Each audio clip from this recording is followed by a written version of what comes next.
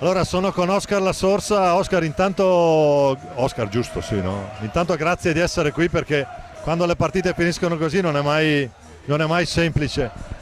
È partita, forse vi ha colto un po' di sorpresa all'inizio, sono andati subito 2-3-0, poi è sempre abbastanza complicato a recuperare queste situazioni.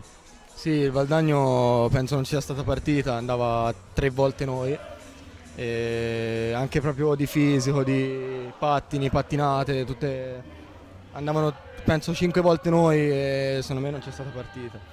Pensavo sinceramente che non iniziasse così, ma non c'è stata partita. Ecco, sicuramente per coach Bracali rispetto al derby della volta scorsa probabilmente qualcosa di meglio si va a migliorare. Indubbiamente Castiglione non fa il suo campionato su Valdagno, però mi pare di aver visto una crescita rispetto alla partita scorsa.